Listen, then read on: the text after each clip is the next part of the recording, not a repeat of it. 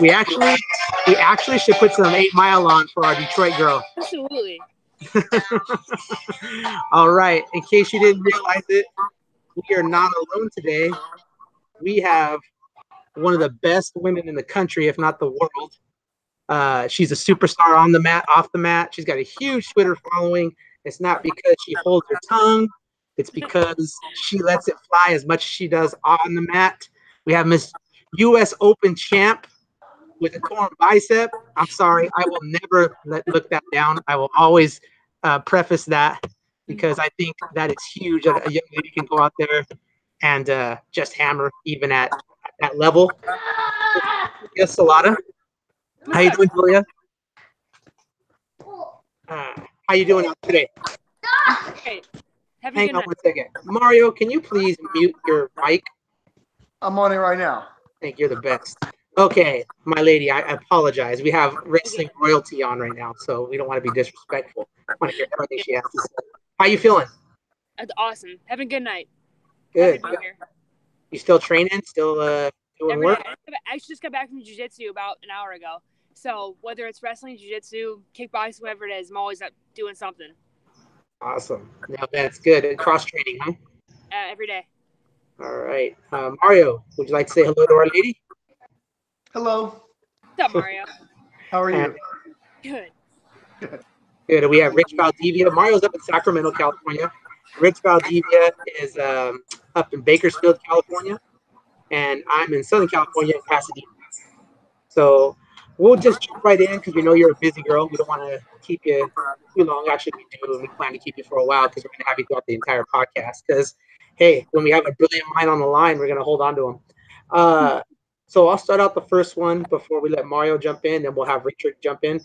First one is, how has the culture in girls wrestling changed since you started? It's so different. Come back from Fargo last week, seeing the progression of that tournament every year is insane. I think it's pretty common knowledge by now, but this is my 10th year in Fargo last year. I've been there 10 out of the last 7 years, and seeing that tournament grow over the past decade is insane. I think my first year there, we had 200 girls competing. 10 to 12 girls per weight class in those middleweights, and the talent, the talent was okay. It was still the best girls in the country at the time, but it's nothing like it is now, especially the junior tournament where you're seeing girls that, it was like same as like the guys tournament where you see girls who are returning national finalists losing in the blood round, or you see girls who are cadet world team members not making the finals. That tournament has just grown so much, both in numbers and in talent, and it's pretty cool to see. I'm really proud to be a part of this progression of female wrestling where we have this many talented girls competing at the national level, and I'm really excited to see where it's going to be in the next 10 years. Awesome. Mario. Did you have our questions written out for us here? Yeah, they were sent to you, but you can wing it if you want. Okay, well, I'm just gonna go ahead and skip ahead because I know we had them in order or whatnot. But what do you think of the NCAA coming out with the emerging sports status for women's wrestling? I know there's a lot of different opinions on the subject. Some people are worried about the NAIA schools and the smaller ones getting smashed in the process. Where do you sit on that one? I have two. I guess that my opinion is kind of split on that. On one hand, it's the next step in progressing as a sport. NCAA, sanctioning is a huge step in the process of becoming more popular, having more numbers, having more involvement. And in that regard, it's awesome. Having a set governing body to oversee everything. It's great. On the other hand, there's kind of a conflict with our national team stuff. Right now, girls can, because our college season is so involved with USA season that our girls can still compete in both the college season and USA stuff. They can still get their stipends. They can still accept sponsorships, whether it's from Nike, USA Wrestling, NYC, Tight Mercury, whatever. And we can still get that money. And that's really cool to me. As someone who was sponsored by NYC for the majority of my college career, being able to get a stipend from them and all that stuff was awesome. And if we go NCAA, we're going to lose a lot of that. We're going to lose a lot of the income, that money, those stipends, that kind of thing. So it kind of hurts our athletes in the process. But, it's kind of like, which is better? Is it better to grow our numbers, or is it better to help our athletes who are doing their absolute best to compete on the national level and the world team level and all that kind of stuff? So I think it's a step in the right direction, but I think we also have to kind of look at what's going to be best for women's wrestling as a whole. You kind of brought up like the NAIA stuff, and right now we're in a situation where the WWA competes where we have NCAA, NAIA, all that combined. We have almost 50 schools competing in the WWA national tournament, and that's really awesome. But if we go NCAA, now we're losing those NAIA schools, and that's about 25 schools right now. I think, approximate number. And it's going to hurt our numbers, and it's going to hurt our level of competition. It's going to hurt, the level of competitiveness across the board. So, yeah, again, the NCAA sanctioning is still a couple years away, but I think those are kind of things that we have to look at and evaluate before we move forward. All right, awesome. So before we jump that far ahead to the senior level, let's kind of get a little bit of background on you, Julia, because we do have a flow we're going to go with. Richard, go ahead and hit your question. Let's go with an easy one. What got you into the sport of wrestling? I was a huge WWE fan growing up. All through elementary school and middle school, I would watch like SmackDown and Raw almost every single night without fail. I was a huge Undertaker fan. I loved Kane. I loved John Cena. I loved Brock Lesnar, and like that was like religiously, that's what I would watch. And so when I started hearing about like actual wrestling, I was really interested in it. So in 8th grade, they wanted to start middle school wrestling in my school district, and I came home with a flyer for it, and I was like, "Mom, I want to wrestle," and she's like, "Seriously?" I'm like, "Yeah, I want to wrestle," and she's like, "It's not like what you see on TV, right?" Like, yeah, I know, but like, this is what I want to do. And she's like, "All right, cool. If you want to do it, that's cool." It was like $15 for a t-shirt and shorts. She's like, "The only rule is like you can't quit." So I was like, "Yeah, you got it." So I was playing a million other sports at the time, but after like 2 practices, I just fell in love with it. I ended up winning the middle school city tournament that year. And the high school coach at the time, the high school I was going to, he came up to me after I won that city tournament against all the boys, and he's like, "So you're going to come wrestle for me next year, right?" I'm like, "Nah, I don't know. Like, I play basketball. That's kind of my thing." He's like, No. Ouch. You're going Ouch. you're going to come and wrestle." And I'm like, "All right, whatever, dude. Like, shut up. Like, whatever, it's fine." Sure as shit. Like, I come back next December, and the high school informational, like the wrestling meeting came up. I showed up, and she just had me sold immediately. I didn't even go to basketball tryouts to show up to the first wrestling practice of the year, and I was bought in immediately. Nice. Where was this at? What high school? What area? What's up? What high school? What area? I wrestled for Canton High School, in Canton, Michigan. Alec Pantelio, who's a two-time All-American from Michigan, wrestled there. Braden Randolph, who just made the finals of Cadet Greco at 160, is actually my coach's son. He wrestled with me. Anthony Abro, who's a two-time All-American for Eastern Michigan, or two-time NCAA qualifier, for Eastern Michigan, was my teammate. So I was lucky enough that I came into a really strong high school program with a strong culture of winning. We made the team state finals my freshman year, and it just made me buy in. And I realized that's what I want to do with the rest of my athletic career in high school, and the rest is history, I guess. Oh, awesome, man. We are all about shout outs. Those people helped you get there. We want to make sure that they aren't forgotten. Randolph. I can't go without giving all of the props to Casey Randolph. He was the first guy to ever say the word Fargo to me, and I was like, "What the hell is a Fargo?" And he's like, "It's a place you need to go to." I'm like, "Okay, you're right." Again, 10 years later, here I am still going back every year. His son just made the Fargo finals, and I have to give him a lot of credit for that. Awesome. So let's stick with the Fargo for a second. Mm-hmm. You were out there, like you said. Were you reffing too, or were you just out there? Not this year. I've reffed probably 4 of the last 6 years I've been out there, but not this year. I just coached and recruited. Just coached and enjoyed it. So who impressed you in Fargo? Who, individuals? Yeah. Alexis Zepeda, number 1, first and foremost. Dominator, who is the cadet, and in the junior tournament, teching Cam Guerin and beating Alicia Hawks 8-0 was insane to me. Cam Guerin is as good as any. She placed at the U.S. Open as a high schooler. Alicia Hawks, same thing. Placed at the U.S. Open as a high schooler. Both junior world team members, and she just, made them both look like they never wrestled before. And they're both incredibly talented. She was number 1 on my list of most talented girls in that tournament. Second was Mia Palumbo from Illinois. Won both cadet juniors, and again, just dominated her way through. Super impressive. And again, as a college coach, that's the kind of girl I look at, and I'm like, she's going to be something. Not just a college athlete, but that double leg, huh? That double leg. What's up? That double leg on Mia Palumbo is amazing. Nasty. Absolutely nasty. Just blasting everyone. Myself and Coach Mormon, our head coach at King, we were watching another girl on Mat 9, and Mia Palumbo was up at Mat 1. I was like, like, so we were kind of watching her in the background. All of a sudden, we see her do this, like, kind of like something straight out of Russian nationals, where she, like, had, like, a high crotch and, like, transitioned off into something and put the girl straight to her back. And we're like, what was that? That was amazing. Like, the kind of things you don't see a lot of girl wrestlers do, much less girls that are freshmen in high school. Her doubles, her just sense of, like, mat awareness, her wrestling IQ was just so incredible. And then again, like, the usual suspects, the Macy Kilties, the Emma Bruntles, they're always good. They're always impressive. And, they showed out, what you expect to see from them and all that. But Alexis Cepeda, Mia, and Palumbo were the two that really stood out. Nice. Go ahead, Rich. This is a two-part question. Where are you coaching, and what are you looking for in a girl when you're recruiting her? I currently coach at the University of Tennessee. It's where I went to school all 4 years for my college career, and then came back and took the assistant coaching job. I'm really proud to be a part of that program, and winning 4 national titles in a row, and it's a pretty special program. And again, being an athlete there and now being a coach, it's a very specific thing that we're looking for.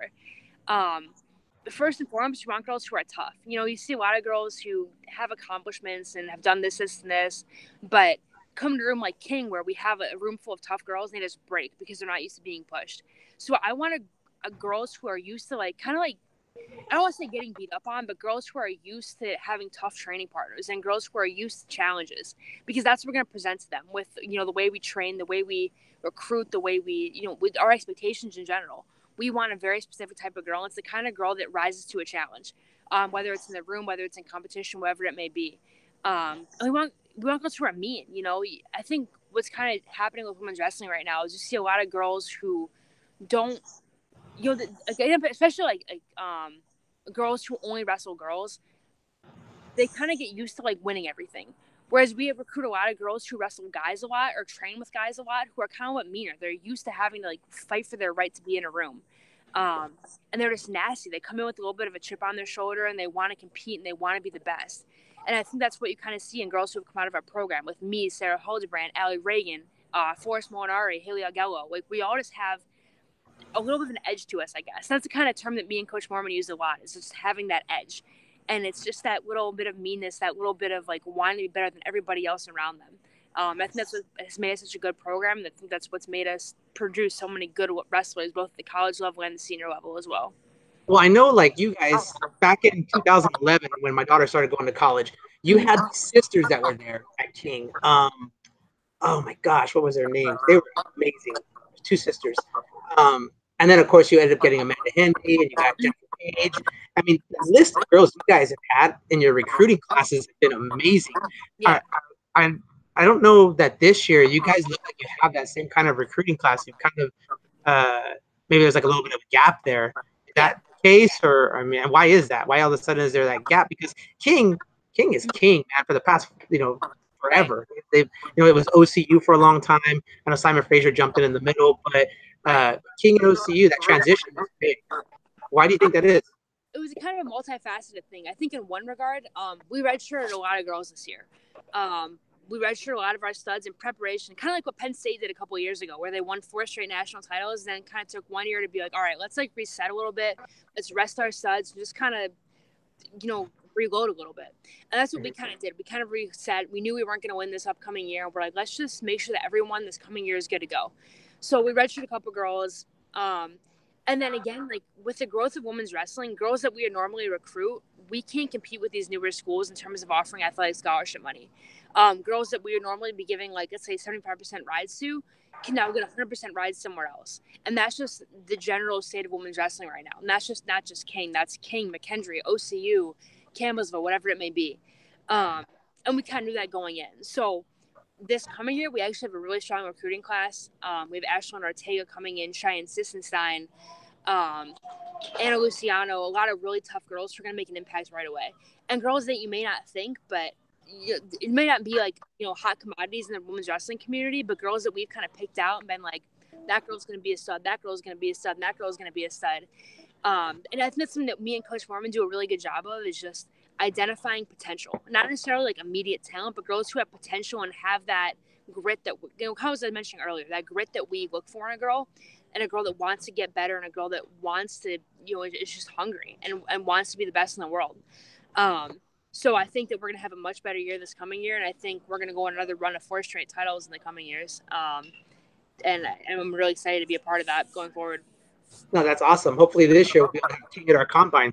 I fully expect it. Yeah, I hope so. I want to be out there. No, I awesome. personally can say I want to be out there. So. No, that's great. Mario, go ahead.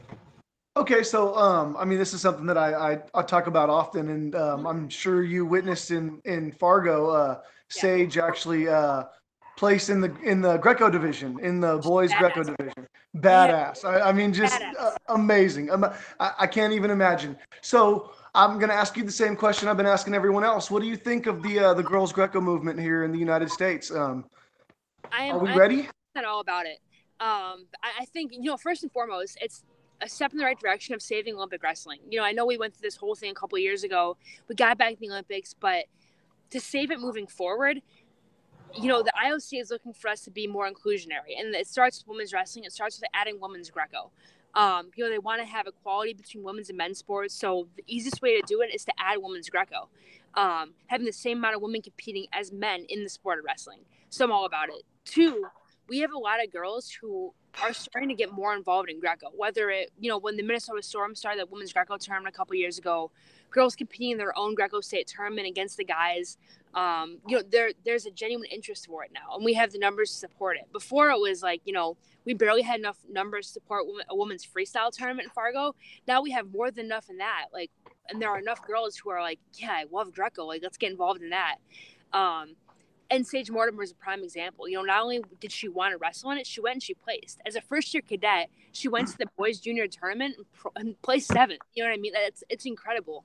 I think I tweeted something like, I want to be Sage Mortimer when I grow up. And that was, like, I meant it to be funny, but it was also so true because I am awful at Greco and I'm terrible at tying up and anything involved in it. And, like, I wish I had that talent to do that.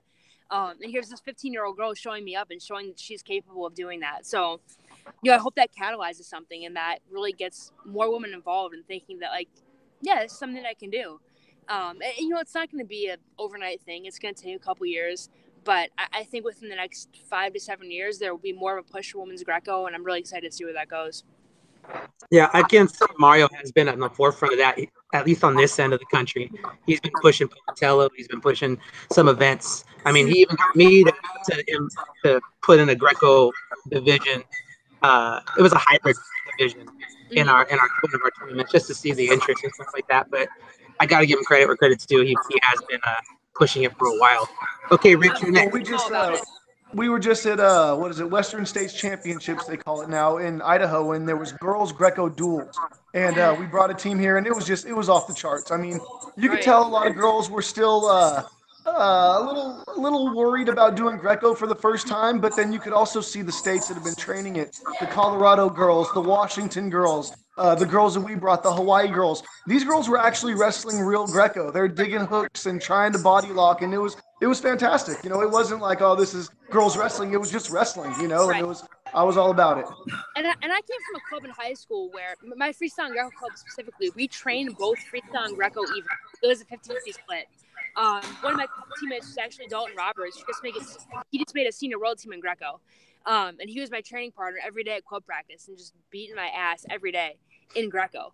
And it kind of made me have an appreciation for that style of wrestling much more than I think a lot of girls get to experience. Because they're kind of like, I don't want to say they're scared of it, but they're intimidated by it. You know what I mean? Because girls they don't compete in it on a day-to-day basis. So I was kind of exposed to it because I was forced to be exposed to it. And I had a really great training partner in the process. But I think the first step is having those competitions and having, if the opportunity is available, girls are going to take it up. I think they're scared of it because they're like, well, I'm never going to do this, so why does it matter?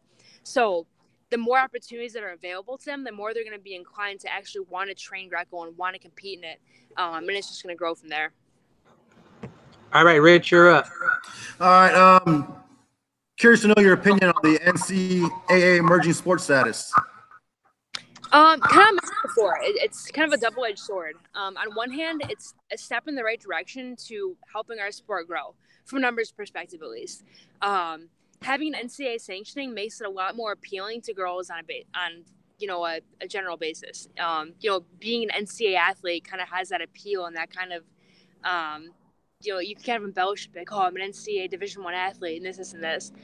But on the other hand, it's hard because, as mentioned before, like, especially in sponsorships, NCAA athletes can't accept outside sponsorships in terms of money, and that kind of thing. So, like, me being a USA, national team member, for most of my college career, I couldn't accept my stipend if I was an NCAA athlete.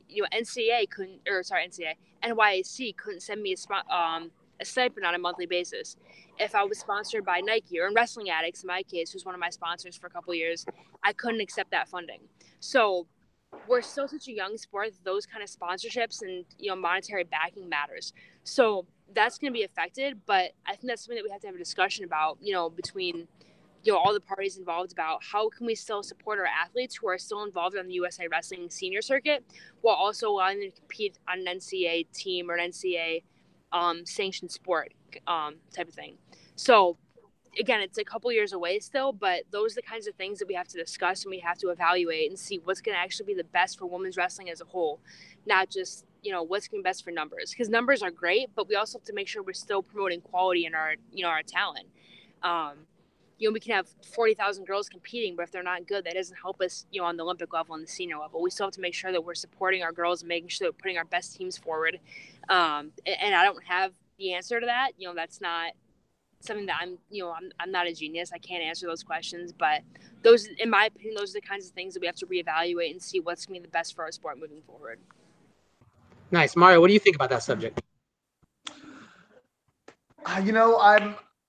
I see where there's the concern of getting those NAIA schools getting those pushed out of the way, and the girls losing scholarship money. But I kind of feel in the end that's growing pains. For my daughter who's a sophomore in high school right now, I mean it obviously isn't going to happen in 2 years. But or my sixth grade daughter now who's going into seventh grade, for her to have the opportunity to wrestle at Arizona State or Penn State or Iowa or any of those. It's just the idea of that, the opportunity of that. Now she's not forced to go to so and so private school because there's only 30 options in the country. So it does open up that opportunity. But I do agree that these girls that have been putting in the work right now, building the foundation, those are the ones that we are going to kind of roll over in the process. So it's a tough sale, you're kind of making the deal with the devil to get bigger, but you kind of have to do what you have to do, Right. And that's the thing is at what expense, you know what I mean? Again, you look at King University, we're an NCAA Division II school with 1,500 students at the entire university. Yet we've produced, again, Allie Reagan, Haley Algello, Amanda Hendy, Forrest Molinari, Sarah Hodebrandt. Like, this small school has done that, but in order to get girls involved, they're looking to go to, like you said, an Arizona State, a Penn State, an Iowa, that kind of thing. So I don't think there's a right answer right now. In a couple of years when we get closer to, actually sport, absolutely. But again, that's above my pay grade. So I don't, there's no one right answer to me right now. Well, to tell a wrestler she has to give up her scholarship money, like right now, she's 2 years into it, that's kind of a crappy situation. Hey, I know you've been getting this dough all these years. I'm sorry, but it's not allowed anymore. It sucks, so right. There's got to be some kind of transition that we can figure out. Exactly. Yeah, my concern is like funding wise, these small schools that are already there, the infrastructure that's already been built, then you're going to try to come in and put this cost on them of NCAA clearinghouse and things like that. It's going to crush programs. A lot of these schools come on board because they want to increase enrollment. Right. And you start telling them, well, you got to have to spend $1 million to make sure these girls are eligible. It's going to crush them. So, I mean, I do see it as a growing pain, but at the same time, it's like, are we there yet? I don't know that all of these schools are necessarily filling their teams. I think once we get to a point where every team has 20, 30 girls, okay, now let's start looking at it. But I think that's getting closer, but I don't know if necessarily it's how close it is. 5 years, maybe? Mm-hmm. And I think that's a pretty accurate thing. It's something that I've kind of said as one of my most unpopular opinions of women's wrestling is that at the collegiate level, we're growing too fast. When you get to the national dual tournament, again, these are the top 12 to 16 programs in the country, and we can't even field full dual meet lineups. That's a problem. And it's because we're growing, we're adding all these programs so fast, but we can't recruit, quickly enough to fill all these rosters. Again, King University, Oklahoma City, Campbellsville, when we can't even have 25 girls on our roster, that's a problem. Okay, so to play devil's advocate though, and not to put down any of these fantastic schools, is that because that they're these smaller schools, and it's not because, I guarantee if Arizona State had a lineup, I don't think they'd have problems filling it. If Penn State had a lineup, I don't think they'd have problems filling it. Well, Mario, I think that's it's where you're wrong. partially that we're smaller schools with smaller enrollment. Again, like pulling a girl over to Campbellsville University, which is a small school in Kentucky, from California is a hard sell. It's a small town, middle of nowhere. Same with King, same with, Cumberland's, anything. But it comes down to scholarship money too. We're small private schools who are numbers driven. As much as we are invested in building a national championship team, part of our job is also to, grow a roster and have 40 girls in our room. And with how many schools are available, again, a girl that would come to us and maybe only get, I'm just throwing a number there, $10,000 might get $25,000 somewhere else because they're a first year program and they need to build their numbers and they have the money to do it. So part of it is like a numbers thing and a scholarship thing and a private school thing. Part of it too is that they don't have the option to go to these bigger schools. They can't go to Arizona State or Penn State or Oklahoma State or anything like that. So, well, I think the thing that we're overlooking too is how many of these girls would be NCAA eligible. Right. I know that us, going through the combines, having the schools that we have to talk to girls about getting in on a condition, on a condition letter, and okay, you got to prove yourself when you get there, and okay, you have a low ACT score, okay, you didn't get serious until your 2-year year, and you got a lot of other stuff that happens when you go to NCAA route. So right now, like you were saying, we're having a hard time filling these teams to do duels, but you cut out 30% of that, and now you're really gonna have a problem. And so, and even at the boys level, there's teams they're giving up buys. They don't have a full team, so it's really tough to say like, oh yeah, this is the right way, because you're immediately not going to cut programs, but you're going to cut the population that's going in that route. Mm-hmm. So I think that's something that gets overlooked significantly. Yeah, absolutely. Yeah. And part of that too, to kind of build on that, is just retention. Wrestling is a hard sport, especially collegiate level, where you're expecting girls and guys too, for that matter, to compete in wrestling full-time year-round, train the way we're expecting them to train, and still get good grades and maintain eligibility. It's hard to do. I don't know, have exact statistics on it, but retention in wrestling is pretty low in comparison to other sports like a basketball or a baseball or something like that. So we're fighting that every day. And kind of like you mentioned, like, just like making sure that girls are, fully prepared to compete at the collegiate level. And that's another thing that goes into the whole NCAA sanctioning thing, is making sure that we have the numbers to support it, and the number of girls who are eligible and committed to competing at the NCAA level. That's something that we'll have to, again, look at going forward and kind of reevaluate. I got a question that's kind of off of our list, but what I mean, I guess the main reason is retention, like you're saying, but I see a lot of girls and they go into the college season and they're like 3 or 4 weight classes up, and it's not like they're jacked up or something like that. It's like okay, but I think too that kind of affects it kind of shows the level of commitment at the next level, and it definitely affects the quality, because when you have a girl who wrestled 116 pounds in high school and then she's wrestling 143 pounds the next year in college, well, she's not prepared to wrestle at that higher weight. She's not in great shape. Why doesn't some of the top schools, I would imagine, get to the point where they start hydrating these girls and giving them their body fat and stuff like that? Because overall, I mean, when you get to that level, you're looking at, there are things to worry about. You don't want women to have eating disorders. You don't want women to have health issues. But I feel like that would be a key step to be sure that as a coach, you're getting what you pay for. You're getting the athlete who's dedicated to what you're doing, and that the girls are doing it healthy. Because as of right now, they don't hydrate. Am I correct? Right. Yeah.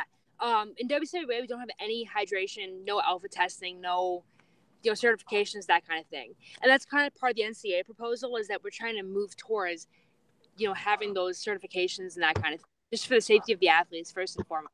Making sure they're not eating too much, making sure they're fully hydrated, making sure they're not, again, eating disorders, like you mentioned. And I can at least speak for King, as our program, and that in the sense that we never assign a girl to a weight class. When we're recruiting, we say, like, we expect her to be a 23-pounder, but maybe she gets to King and she lifts more than she has in the past and she ends up at 36. Okay, cool, great, she's healthy. Maybe she's never worked out as much as we work out and she ends up at 16. Okay, great, cool, that's awesome. We never say, like, this is how much money we're giving you and we're going to hold you to that weight class, you're also pulling your scholarship. We'll never do that. But we will suggest, if a girl comes in, we sign her, expecting her to be a 23-pounder, and maybe she doesn't go to Fargo, and maybe she doesn't, take her summer season seriously, and she comes, into the fall coming weighing 140. We're like, maybe you should get down a little bit. No, we'll say, well, why don't you wrestle at 36 and see how you do? You don't have a tournament like they expected to. We'll say, well, why don't we try to get down to 30? And we'll give them a diet plan, and we'll give them a workout plan. And again, it's not like, let's throw a sauna suit on and cut 15 pounds. It's like, let's get down the smart way. Let's make sure that we're doing this right, so that we're not, again, developing an eating disorder. We're not forcing you to do something. We're not forcing you to be unhappy and hate wrestling. We want to do this the right way.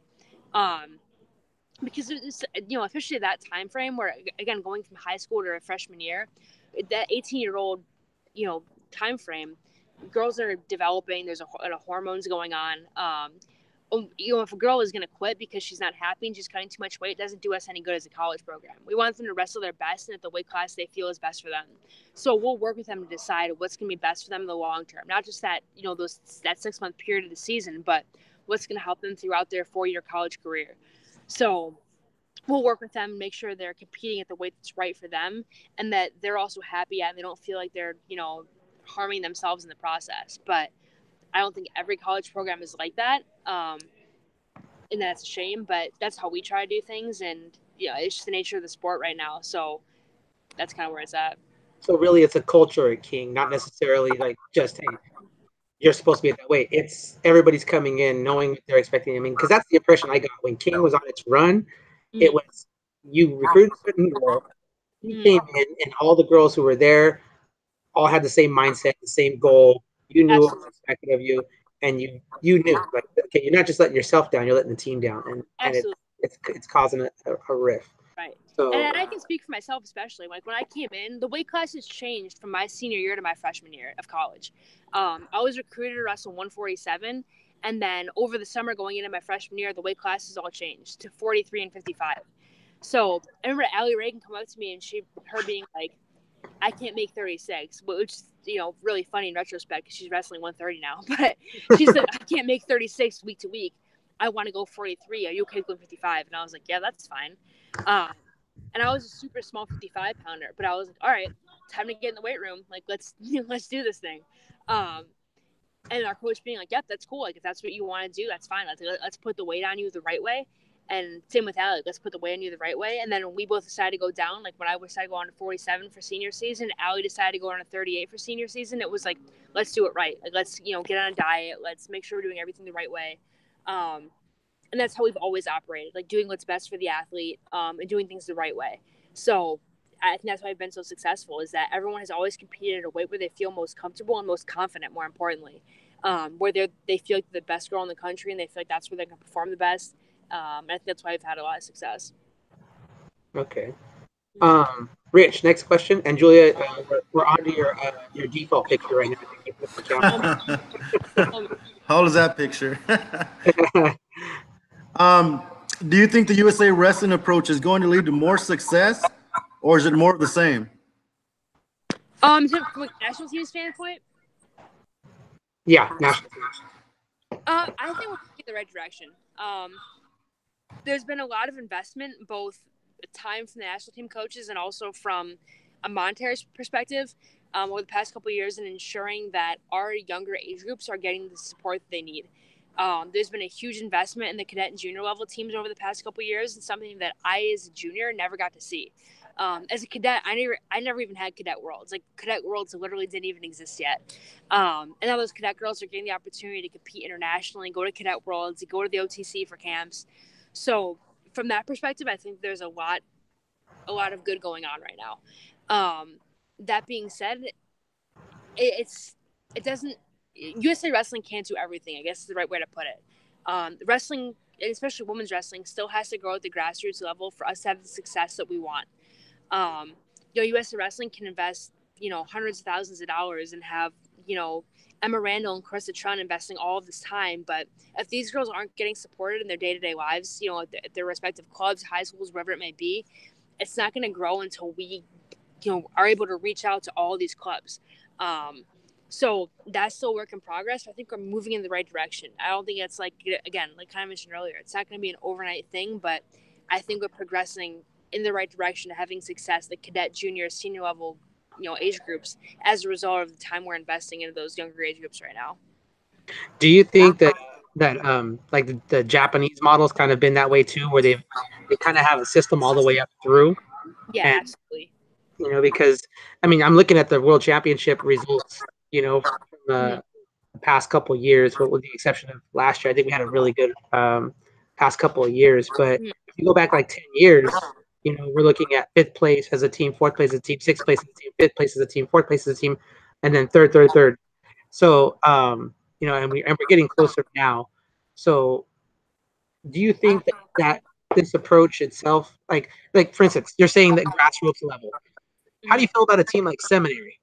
Where they're taking these girls and they're putting all these girls from different areas into this one area. Basically, it's like a king, but for high school, right? Mm-hmm. Where you have this hotbed, this room where you got the toughest high school girls, and they're in there just banging it out. Right. I think for the most part, it's a good thing. Like you kind of mentioned, it's an opportunity for girls to go and compete with other girls, especially in freestyle. They're wrestling freestyle year round, but which is huge. At the high school level, and again, you get that many tough girls in a room. It's only going to benefit them long term. Those girls are wrestling as a whole. Those girls in particular, girls that are choosing to go to that program. That being said, I think girls benefit a lot from wrestling guys if they're in the right program. Kind of going back to what we talked about earlier, for me personally, I was training with Alec Pantaleo every day, who's now a two-time NCAA All-American. Allie Reagan was training with Zane Richards, who's a two-time NCAA All-American every day. Sarah Hildebrandt was drilling with her brother every day, who's was one qualifier bit away from being an NCAA qualifier this year. So for girls like us, we were better off in our own high school rooms because we had the partners and the support that we needed to succeed at the next level. 90% of girls don't have that opportunity. They don't have the opportunity to wrestle freestyle most of the year. They don't have the partners supporting them or the coaches supporting them. So for those girls, it's important to get to somewhere where they're going to have full support and full, funding, full support, all that kind of thing, day to day. I think the seminary model kind of models what the USOEC had a couple years ago, where they had girls, coming to one location to all train together with a similar mindset and a similar attitude and similar goals to achieve, a kind of a unified goal as Team USA. So again, it's a step in the right direction. Is it a perfect system yet? I don't think so, but the idea is there and the thought is there. And I think that, with a few minor tweaks can be really good for us long term. Okay, awesome. Rich, next question.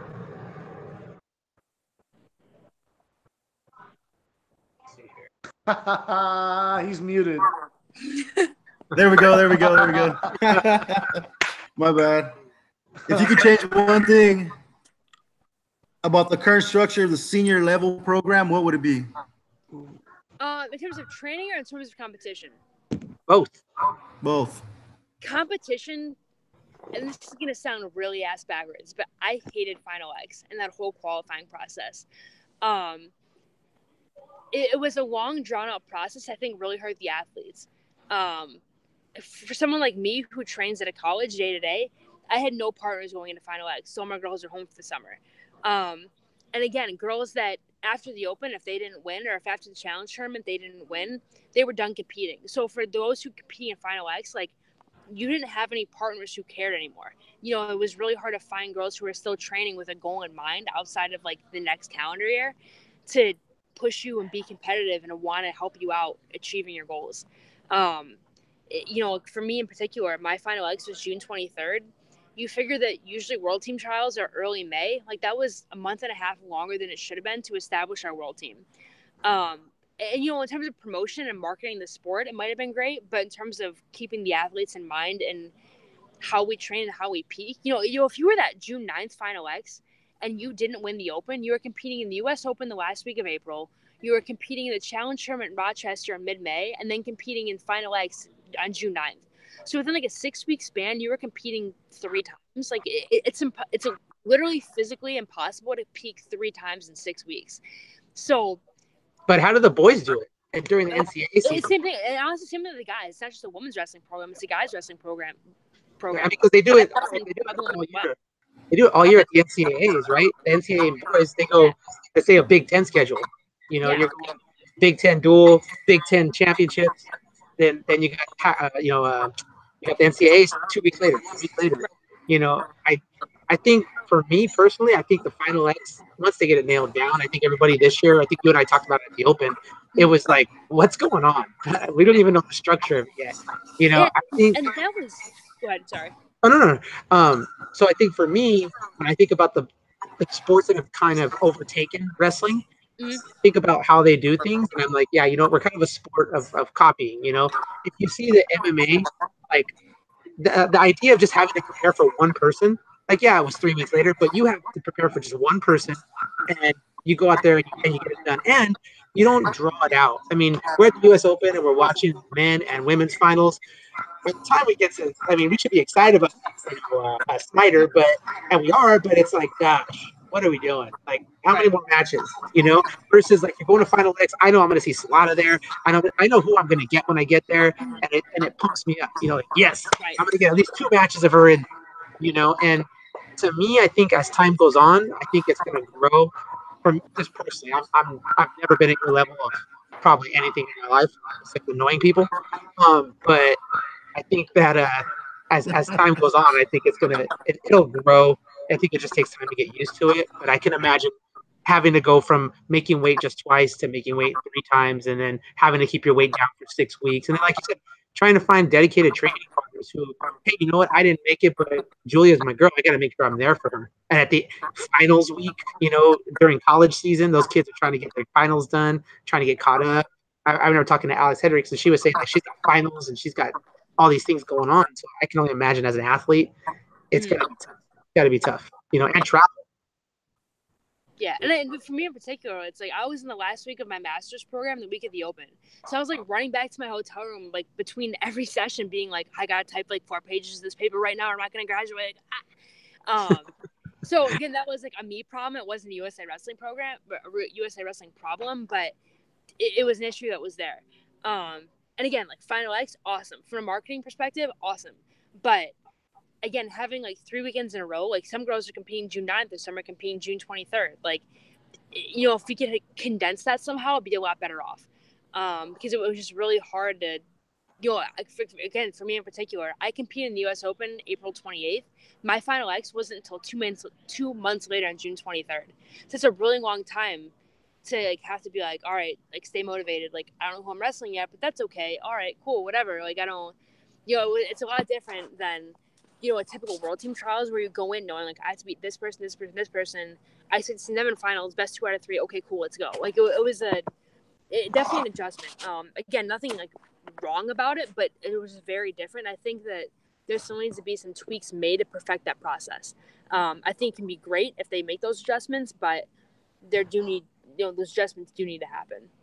So do you think it was more about having teammates from your club, your NYAC, just hooking up with them, having a set group of people that like, okay, I'm going to train with this girl no matter what, or do you think like some of those clubs had those resources already planned and they were able to take advantage of those things? So the Olympic Training Center and like Terry Steiner in particular actually set up camps going into Final X. Every week before Final X, they would bring in the 2 athletes competing and then bring in training partners available to them. 3 to 4 athletes and people that were just readily available to make sure that we all had partners going in. I didn't go because, for me in particular, it didn't work out. I have a full-time job, coaching at King, and I had things to do.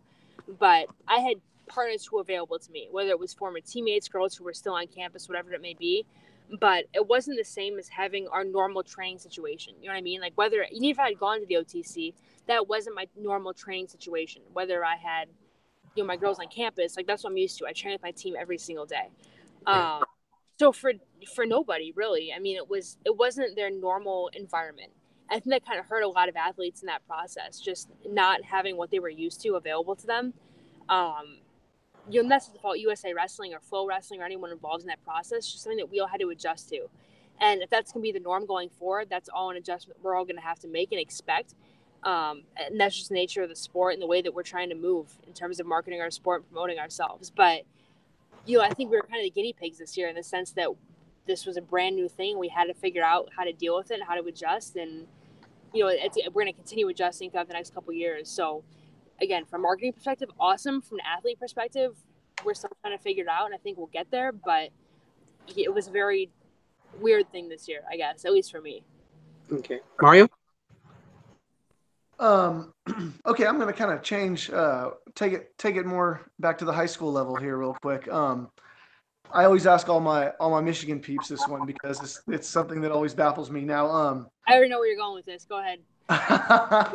Michigan has been at the forefront of women's wrestling for years and years, right? I mean, it's numbers wise, you might be the most populous state that doesn't have a sanctioned state tournament. Mm-hmm.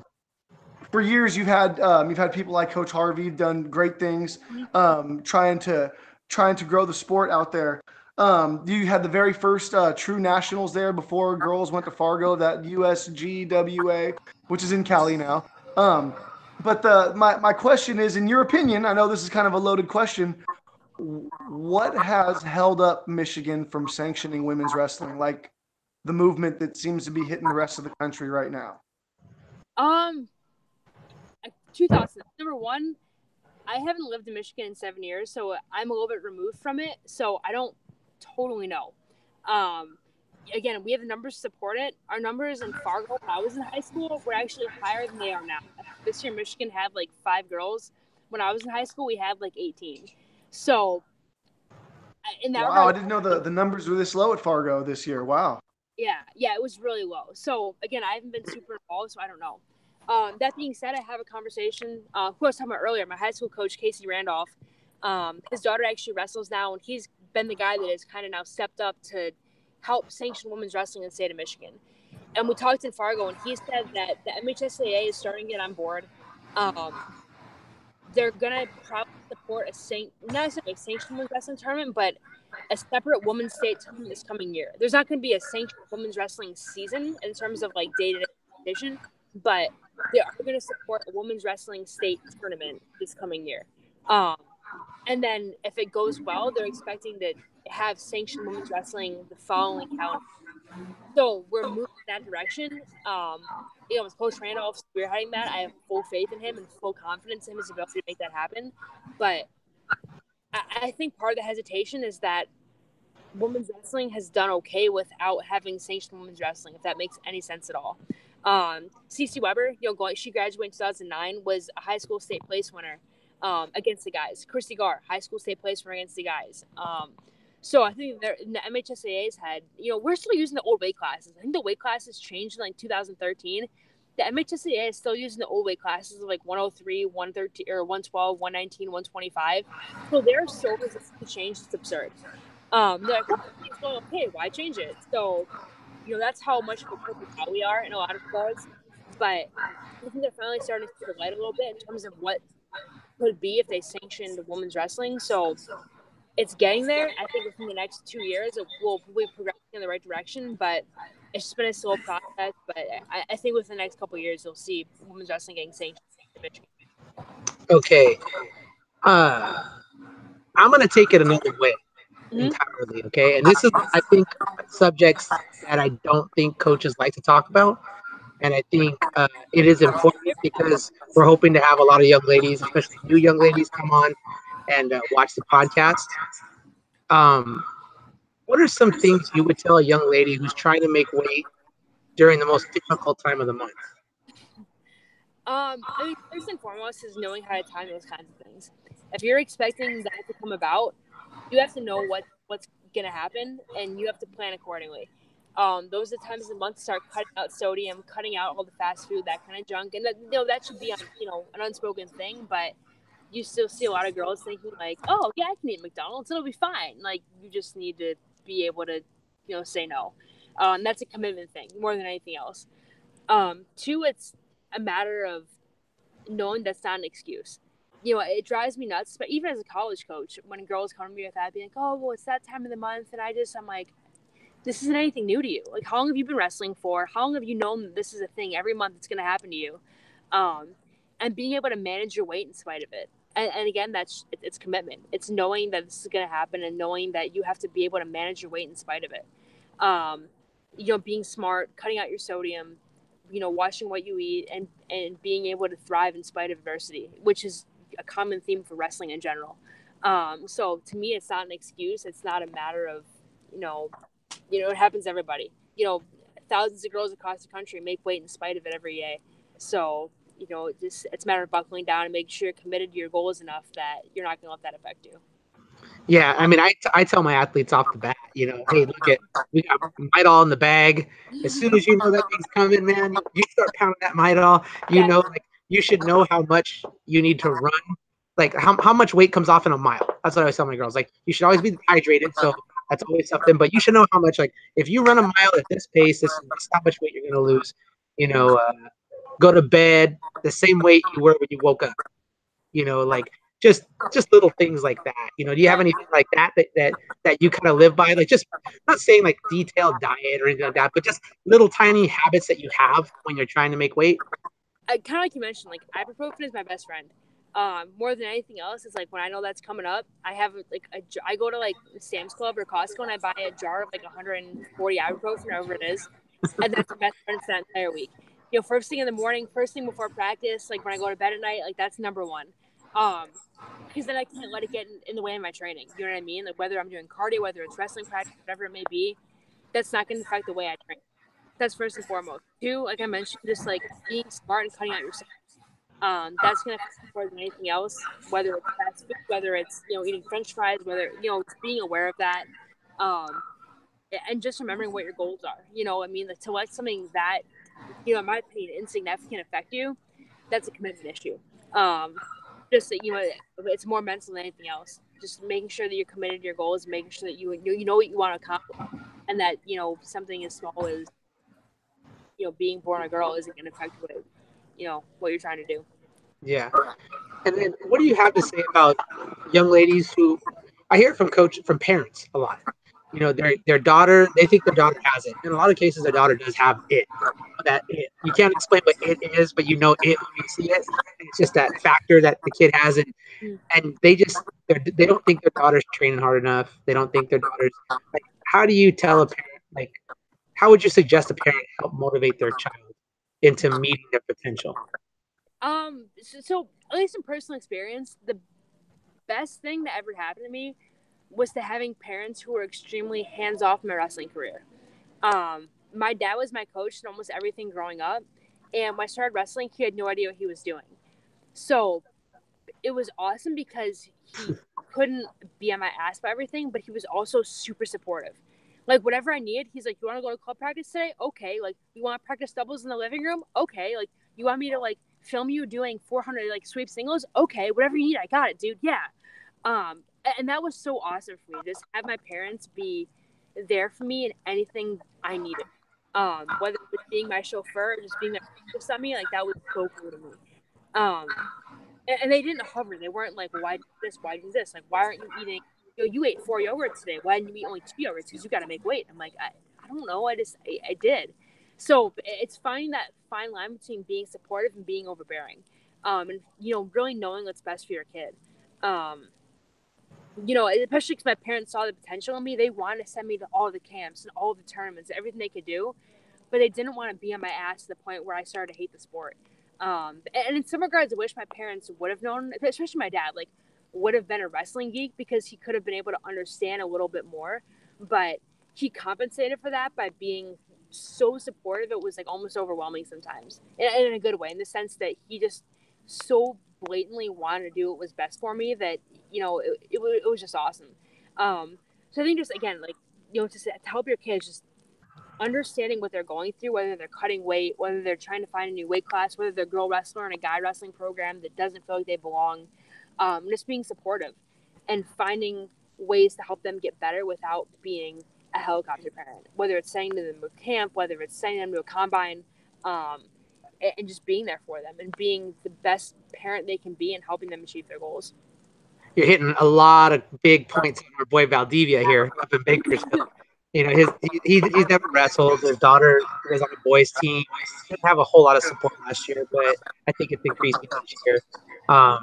That's awesome. Mario, what do you got?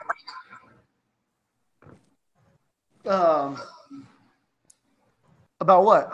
I mean, do you have any other questions for her, girl? Do you have any more questions for her? My phone is also on 2%, side note, so If I grab my charger, I can, but. Okay. Yeah, no, you know what? I was getting so involved in that parent-daughter thing that I totally lost track.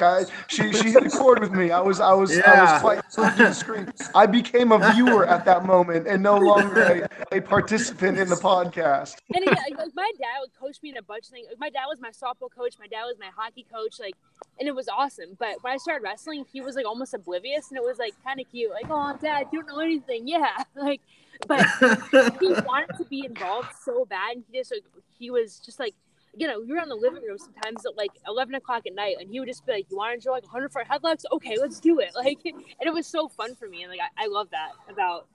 You know, How important was it for you to see your dad there, like at the Oh, it tournament? was awesome. My parents haven't.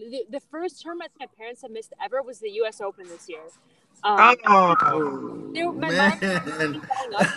married this year in Mexico, so they were at her wedding. And did I tell you guys she won it with a torn bicep? Yes, Torn that bicep. yeah. Of course, the one Come year on. they weren't there, but they Flow were doing. Wrestling dropped the ball now. I'm just gonna be honest. Yeah, Julia, I'm gonna be honest. Flow Wrestling dropped the ball on that. The fact that they did that was not. they made up for it. Like, They it's just started crazy. later, so they made up for it.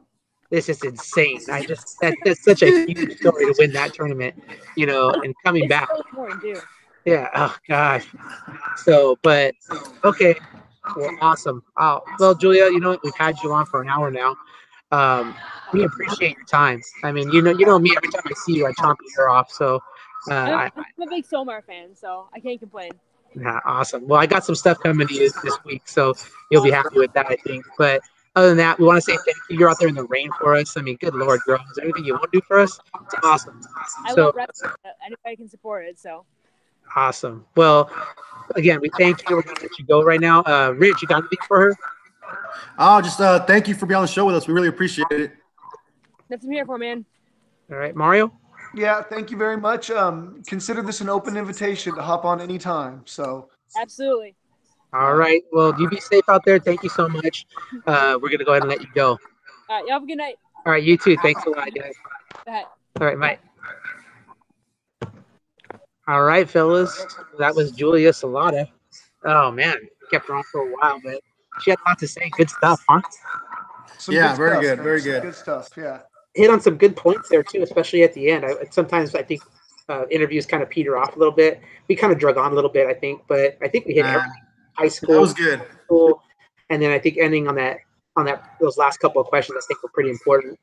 I can't help but sit here and think about how much simpler my life would be if I didn't know anything about wrestling. I'm still on that right now. Like, hey man, just get a blip. Kind of a revelation for me over here, man. I'm like, hey, you can do part of that. You can just become supportive and just, you know what, you got good options. I mean, life would be easy, wouldn't it? Your girl has the opportunity. Well, that's why this year I'm not going to coach at the high school, man. I'm just going to sit in the stands and be a dad. I call lies on that. Yeah, I was going to say, I've got the rest of the year to coach my own kids, man. I've got 8 months to run a club. You know what I mean? I don't have to do the high school thing. I'm going to sit back this year. We shall see. We'll see. You know, some pictures are coming. Some memes are coming this year. We see to be continued. Yeah. All right, guys. Well, we're going to wrap it up then. Thanks a lot, guys. Thank you, everybody who supports us, everybody who pushes us out there. You know, you can watch any podcast, listen to any podcast you want. But the fact that you guys choose to still give us a chance, work our little quirks out along the way, we appreciate it. So, all right, guys. Let's go ahead and play off our music, and we'll be out. So, let's see here.